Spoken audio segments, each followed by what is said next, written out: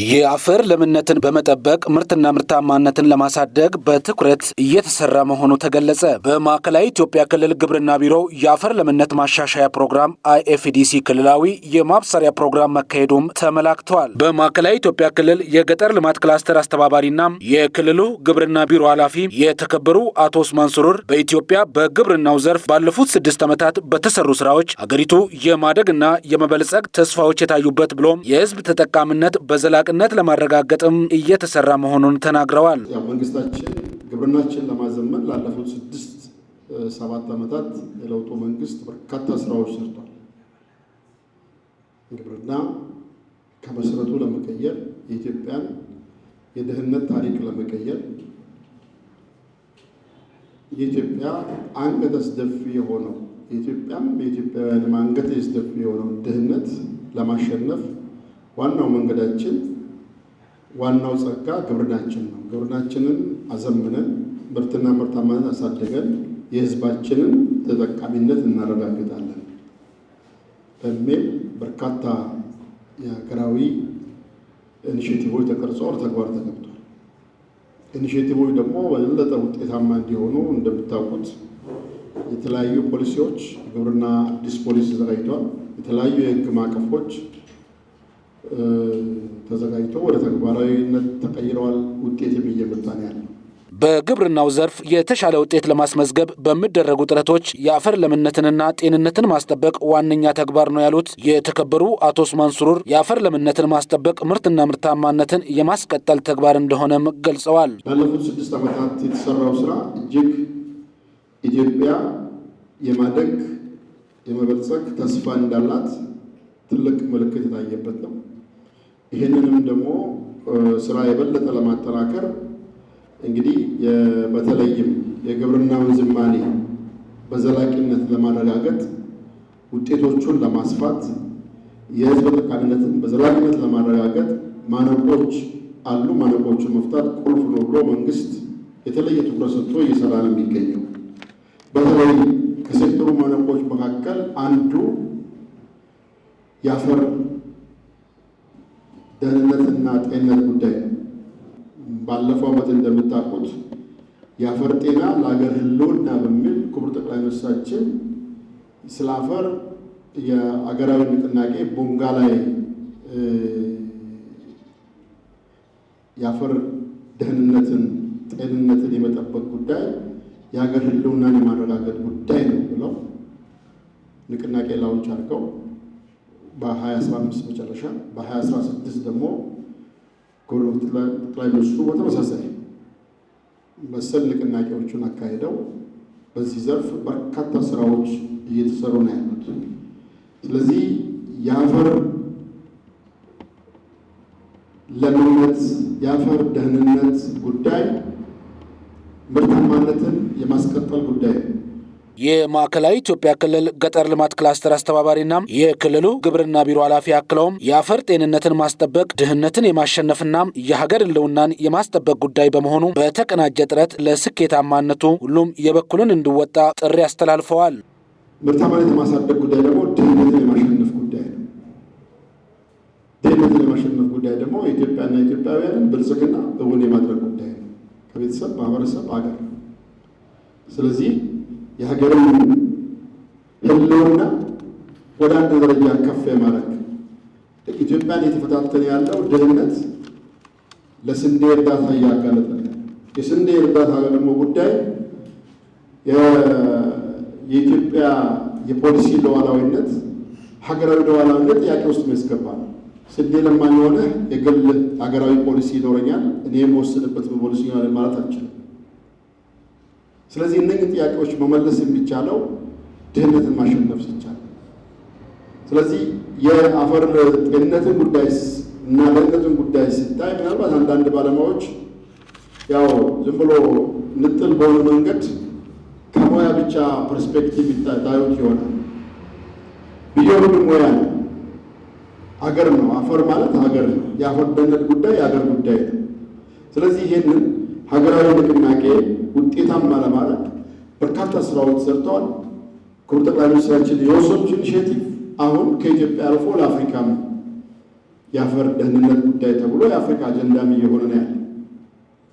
ስለዚህ በአፈር ደህንነት ጉዳይ ላይ ከኛ ጋር ሊሰሩ የሚችሉ ዓለም አቀፍ ድርጅቶች የጀማመሯቸው ስራዎች አሉ። ሁሉም ሰው በጉዳዩ ላይ የጋራ እውቀት ኖሮት ግንዛቤ ኖሮት ይህ ሀብት በተጨባጭ መሬት ወርዶ የሚጠበቀውን ውጤት እንዲያመጣ ሁሉም ሰው ለራሱ ቃል መግባት አለበት። ቃሉን ወደ ተግባር መቀየር አለበት።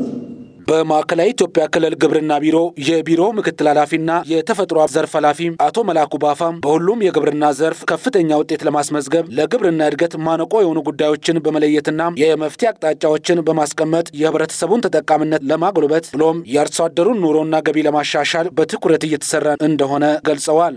በሁሉም የግብርና ዘርፍ ከፍተኛ ውጤት ለማስመዝገብ የተቀናጀ የግብርና ልማት እቅድ በማውጣት ከፍተኛ ርብርብ እያደረገ ይገኛል። በክልላችን በዋናነት ክልሉ ከተደራጀ በኋላ ለግብርና ምርትና ምርታማነት እድገት ማነቆ የሆኑ ጉዳዮችን የመለየት ለእንደዚህ ደግሞ መፍትሄ የሚሆኑ አካላት መፍትሄ አቅጣጫዎችን በማስቀመጥ የግብርና ልማት ምርትና ምርታማነት እድገት ማነቆዎችን ለይተው በመፍታትና ምርትና ምርታማነትን በማሳደግ የህብረተሰብን ተጠቃሚነት ከፍ ለማድረግ የአርሶ አደሩን ኑሮና ገቢ ለማሻሻል የሀገራችንን ሁለንተናዊ ብልጽግና ለማረጋገጥ የበኩሉን ድርሻ ለማድረግ ሰፊ ጥረት እየተደረገ ይገኛል። አቶ መላኩ ባፋ አክለውም በግብርና ስራ ማነቆ ከሆኑ ጉዳዮች መካከል ዘመናዊ የግብርና ቴክኖሎጂ አጠቃቀም ላይ ያሉ ችግሮችን መፍታት አንዱ እንደሆነ ጠቁመው የመሬት ለምነትን በማስጠበቅ አመርቂ ውጤት ማስመዝገብ ይቻላል ብለዋል። ከግብርና ምርት እድገት ማነቆች መካከል አንደኛ ዘመናዊ ግብርና ቴክኖሎጂ አጠቃቀም ላይ ያሉትን ማነቆች መፍታት ነው። ከዝናብ ጥገኝነት የተላቀቀ ግብርና ይሁን ለማድረግ በመስኖ ላይ የተደገፈ ግብርና ይሁን በማድረግ አንድ ጊዜ ሁለት ጊዜ ከማምረት ባለፈ በአመት 5 ጊዜ እስከ ማልማት ድረስ የተደረሰበት የጸደይ ግብርናዎችን ጨምሮ ቅድመ በልግ ጨምሮ የመስኖ ልማት ስራዎችን በመስራት ከፍተኛ ጥረት እየተደረገ ነው። አመርቂ ውጤትም እየተገኘ ያለበት ሁኔታ በክልላችን ይገኛል። ሌላ ከአፈር መሸርሸርና መራቆት ጋር ተያይዞ የምርት እድገት አንዱ ችግር ነው። የአፈር አሲዳማነት፣ የአፈር ጤንነት መጓደል፣ ለምነት መታጣት ከጎርፍ ከተለያዩ ነገሮች ጋር ተያይዞ ከደን መጨፍጨፍ የሚያዙ ብዙ ነገሮች አሉ። የመሬት መራቆት አንዱ ለግብርና እድገት ትልቅ ማነቆ ነው። ይህንንም ችግር ለመፍታት እንደ ክልላችን ከፍተኛ ስራዎች እየተሰራ ያለበት ሁኔታ መኖሩን እናውቃለን። በማዕከላዊ ኢትዮጵያ ክልል ግብርና ቢሮ የቢሮው ጽህፈት ቤት ኃላፊ አቶ አህመድ ሀቢብ እንደ ሀገር ግብርናውን ለማዘመን በሚደረገው እንቅስቃሴ የክልሉ ግብርና ቢሮ የድርሻውን እየተወጣ እንዳለ ጠቅሰው የአፈር ለምነትና ጤንነት በማስጠበቅ ከዘርፉ የተሻለ ውጤት ለማግኘት እንደሚሰራም አንስተዋል። ግብርናን ለማዘመን የተለያዩ ስራዎችን እየሰራን ነው። ለክልሉም ቁልፍ የኢኮኖሚ ምንጭ የምግብ ሉዓላዊነትን ለማረጋገጥ እንሰራለን ብለን እቅድ አስቀምጠን ከኢፌዴሪ ግብርና ሚኒስቴር ከሌሎች አጋር ድርጅቶች ጋር ሆነን እየሰራን ነው ያለነው።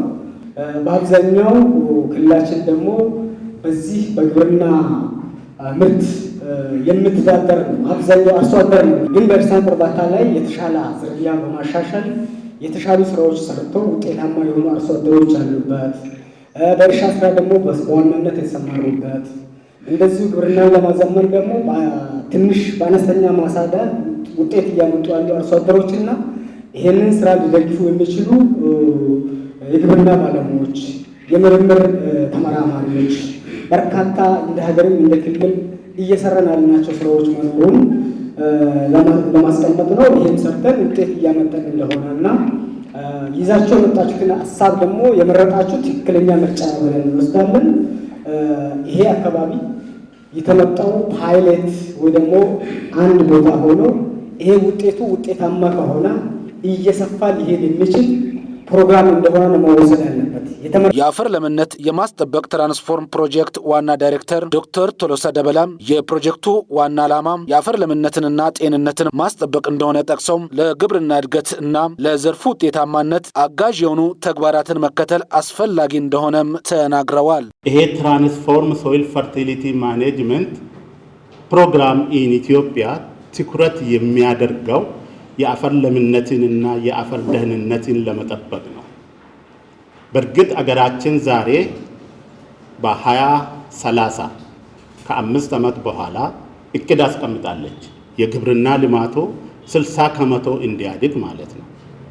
60 ከመቶ ማለት ዛሬ 10 ኩንታል የሚያመርተው አርሶ አደር የዛሬ 5 ዓመት 16፣ ዛሬ 100 ኩንታል የሚያመርተው አርሶ አደር 160 ኩንታል እንዲያመርት ነው። ይሄ እቅድ ትልቅ እቅድ ነው። ይሄንንም እቅድ ደግሞ ለማሳካት የሚቻለው የተለያዩ ሁኔታዎችን ተጠቅመን ነው። ለግብርና እድገት እንዲሁም ለዘርፉ ውጤታማነት አጋዥ የሆኑ ተግባራትን መከተል አስፈላጊ ነው ያሉት ዶክተር ቶሎሳ ደበላም በሀገሪቱ በአፈር ደህንነትና ለምነት ዙሪያ ያሉ ችግሮችን በመለየት የሚፈለገውን ውጤት ለማስመዝገብ በቅንጅት እንደሚሰራም ተናግረዋል። ላለፉት ዓመታት በተሰሩ ስራዎች ግብርናው እድገትን አስመዝግበዋል። ለዛ እድገት ደግሞ አስተዋጽኦ ያደረጉ ጉልህ ሚናዎች አሉ። አንደኛው ምርጥ ዘር መጠቀም መቻላችን ነው።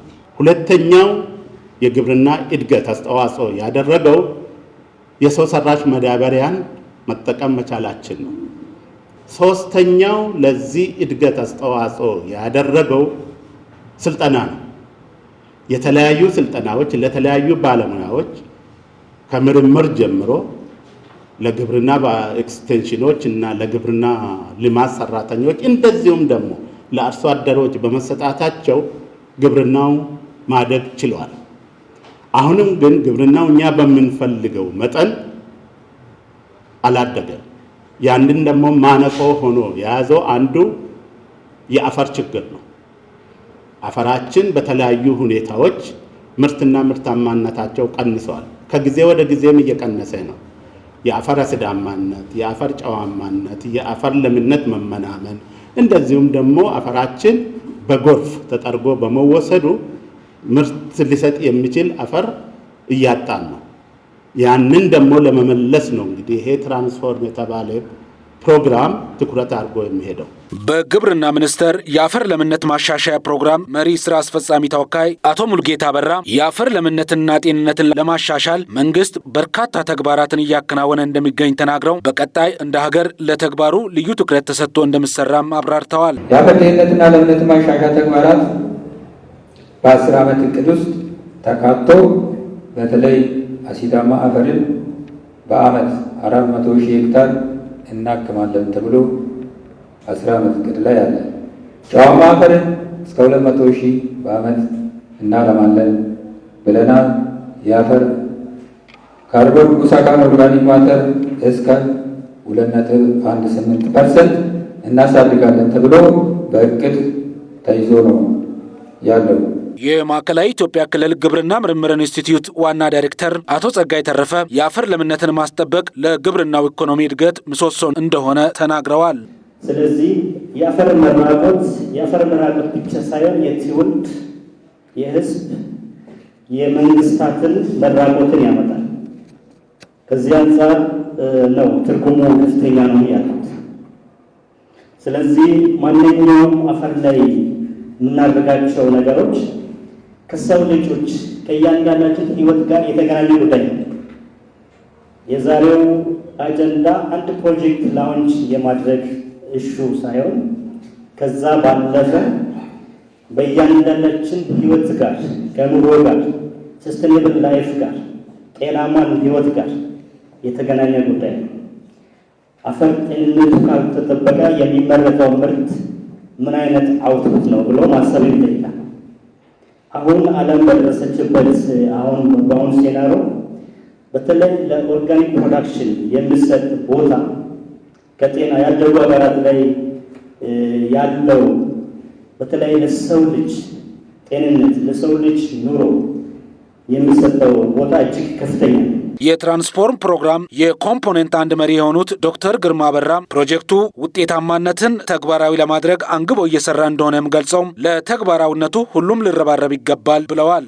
የመድረኩ ተሳታፊዎች በክልሉ በአፈር ለምነት የሚታዩ ችግሮችን ለመቅረፍ በቅንጅት እንደሚሰሩ ገልጸው ለዚህም ስኬታማነት አርሶ አደሮች፣ የግብርና ምርምር ተቋማትና ባለሙያዎች እንዲሁም ሌሎች ባለድርሻ አካላት በጋራ መስራት እንዳለባቸውም ተናግረዋል።